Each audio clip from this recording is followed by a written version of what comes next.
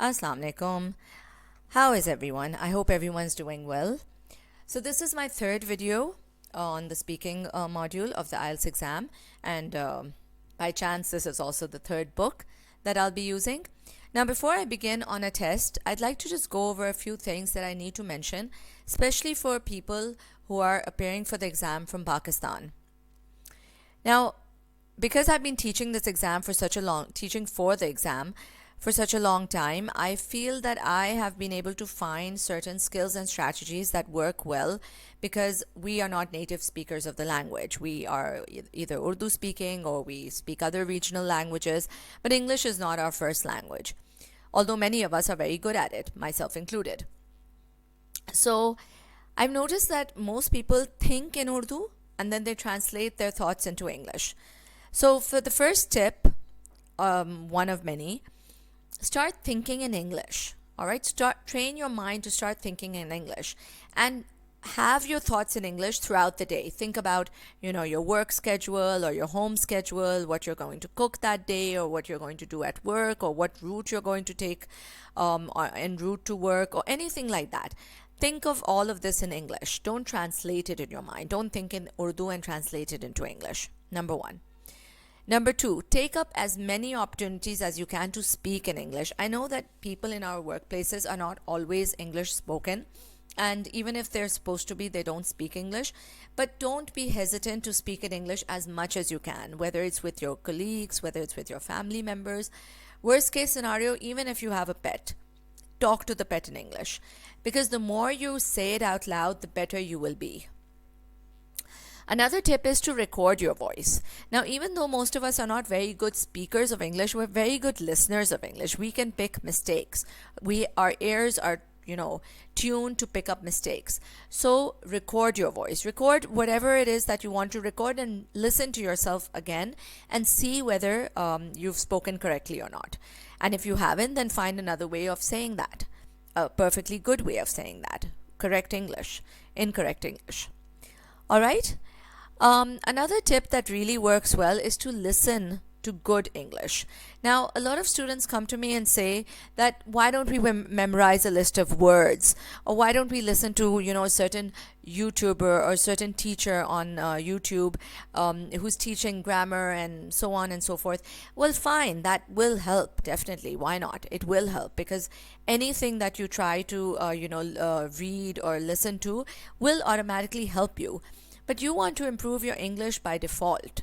So if you're just watching a program in English and you're listening and listening and listening throughout the day, somewhere or the other your language skills will improve. Not just your language skills, but also your grammar, your sentence structure, your vocabulary, your sentence formation. Everything is going to gradually get better. Pick out things that you like to watch.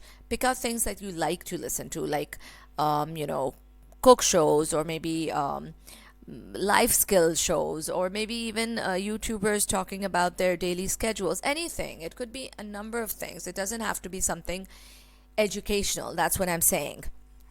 However, before you begin listening to these YouTubers or to these or watching these videos, make sure that the people who are hosting the shows are speaking correctly, because you want to learn correct English and not how to speak English incorrectly, right? That's not the aim.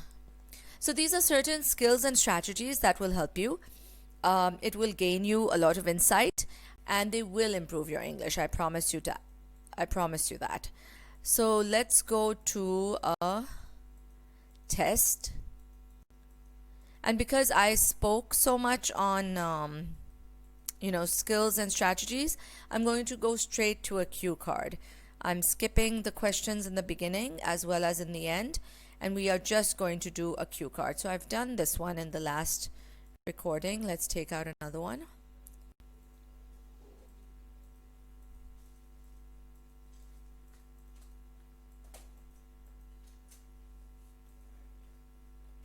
Oh, ironically, I've done that one too.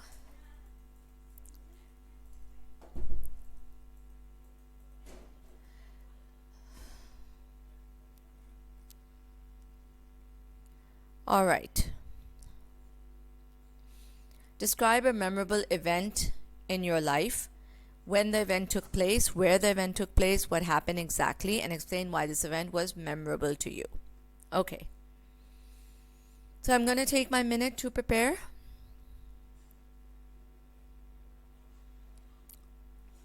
All right. Now, this event took place a couple of years ago. I think about 3 years ago. My daughter had just appeared for her examination at metric, and matriculation exam is like, let's say, high school, a high school exam in this side of the world, and you appear for matriculation in grade 10 and in grade 9 and 10. Right now, she had given her matriculation exams through the Aga Khan board, which is another board, a system of education that operates in Pakistan. And she got her result in grade 9, and it was an amazing result. All of her grades were A1, and she got a distinction. She got a distinction in Pakistan studies, a very difficult subject to get a distinction in, but she did. And I think that was a very memorable moment for me, because although all of my children are very hardworking and they do very well in school, but nobody had, shown in that way. Nobody had outshone themselves in that manner.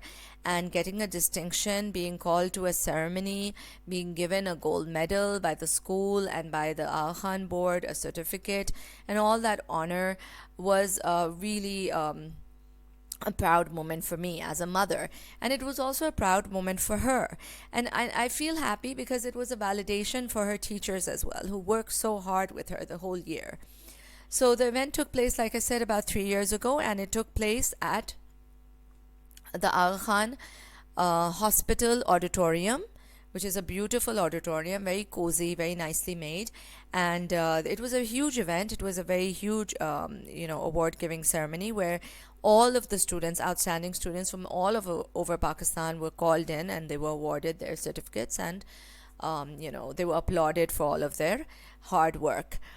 What happened exactly, I've told you. And yes, it was memorable for me because, I mean, not that I put my children on a pedestal and ask them to do things like this to make me proud. I'm proud of my kids every day of their lives. If they wake up in the morning, if they have a goal set for the day, if they respect their elders and take care of people around them, if they're kind and caring, I'm a proud mother, and I've told them as much. So they don't have to live up to me in this manner by good grades.